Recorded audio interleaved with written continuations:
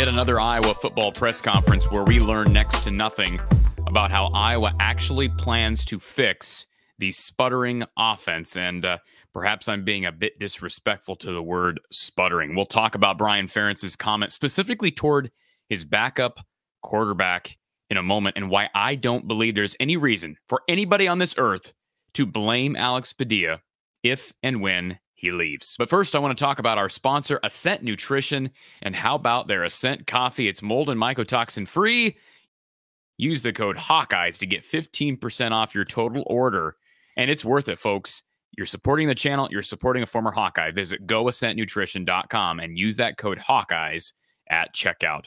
So, Iowa holds a press conference for its three coordinators: Phil Parker on defense, LeVar Woods for special teams, and the first man up today was Iowa offensive coordinator Brian Ferentz. What did we learn from the son of the dean of college football, as they say, the head coach, Kirk Ferentz? Brian, of course, was asked a number of questions regarding the passing game and how Iowa plans to use its bye week to advance forward. And I thought that the most interesting part of this press conference, and it's really unfortunate because I wish that there was actually some substance we could talk about how he plans to use this bye week to fix some of the problems, other than we got to keep pushing forward. The one part that really stood out was when Brian Ferentz was asked about his decision to continue to go with Spencer Petras. And I shouldn't just put it all on Brian, but the staff's decision. Kirk and Brian, I think, are the two guys who are involved in this the most, clearly. Their decision to stick with Spencer Petras. And I believe it was Chad Leistikow of the Des Moines Register asked quite simply, what would be the downside of going with Alex Padilla? Here's what Brian said in response. What would be the downside of, I know we've talked about this, what's the downside of going with Alex? You still got Spencer on the team. I mean, what would be the downside of giving him a shot? The downside of making a change at quarterback. What would be the upside? Making a change.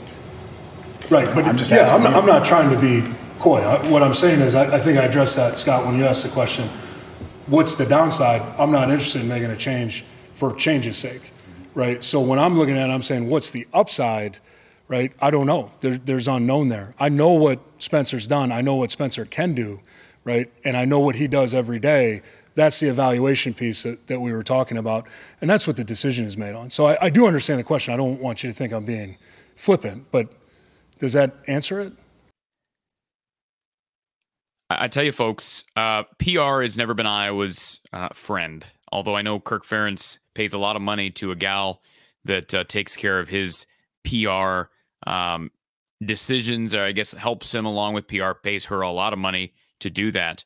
Brian Ferentz may need that same PR person, although judging based upon how Kirk Ferentz handled PR at the end of last year as it relates to the quarterback position, his comments about one of Iowa's backups last year, this comment shouldn't be of any surprise. But, you know, I feel bad for Alex Padilla. What an insulting comment to make towards your backup quarterback, who was not that much worse than Spencer Petras. Some would actually say he was better.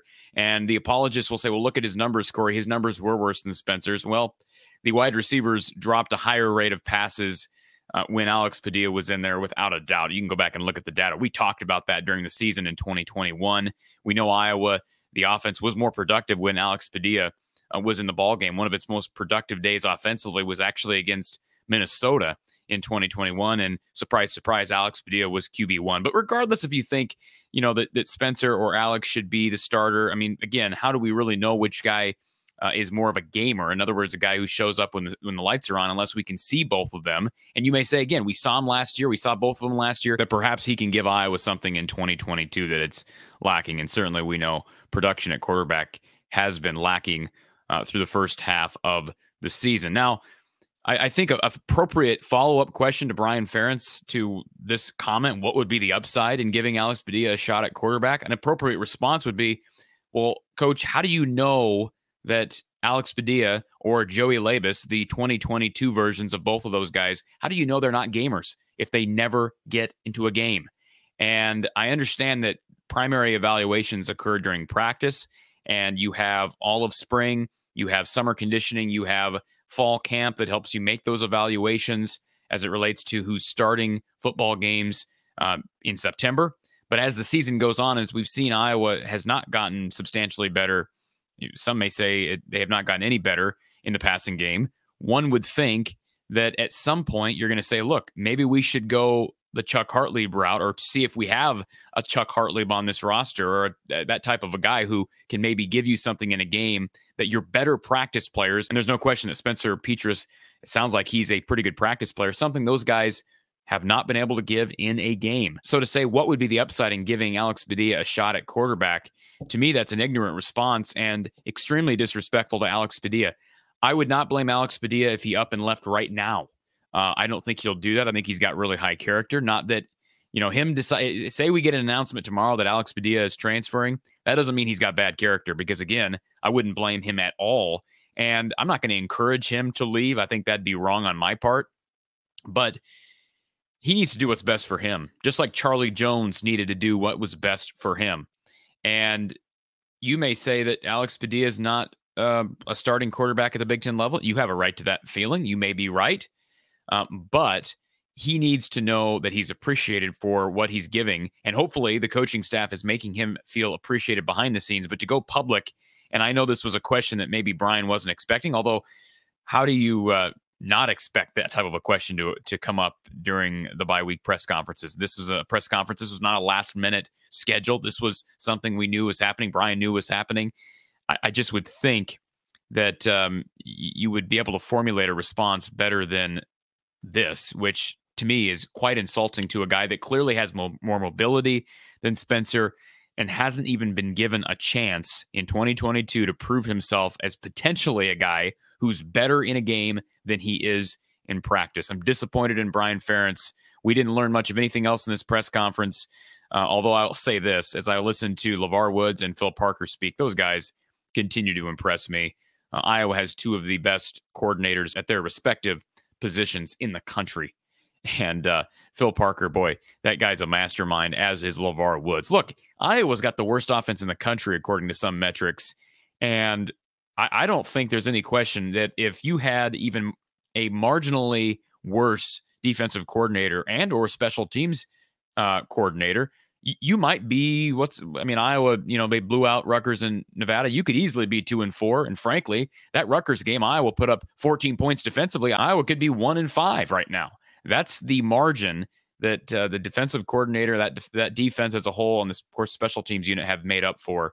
So, Brian Ferentz, I'll be honest, he didn't seem overly nervous today, which was a surprise to me. We've seen him really pent up with anxiety in past press conferences. But certainly if you're trying to continue to inspire confidence in all your guys on the roster, a comment like this to me is both ignorant and disrespectful to a guy like Alex Padilla. And I just feel shades of late November of 2021 when Kirk Ferentz made the comment he did about backup Deuce Hogan. We know Deuce Hogan ended up leaving for Kentucky.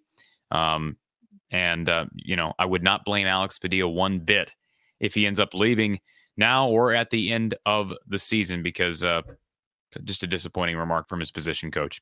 Appreciate you tuning in. We'll be talking more about what we heard in the press conferences today, because there were some interesting tidbits on the defensive side of things and with special teams. We'll talk about it and much more during Hawkeye Hangout. If you're watching the show, we'll be live tonight, Wednesday night, Wednesday, October 12th at 9 p.m. Central Time, taking your calls, taking your chats, a live show here at From the Hawkeye of the Storm. We'll talk to you then.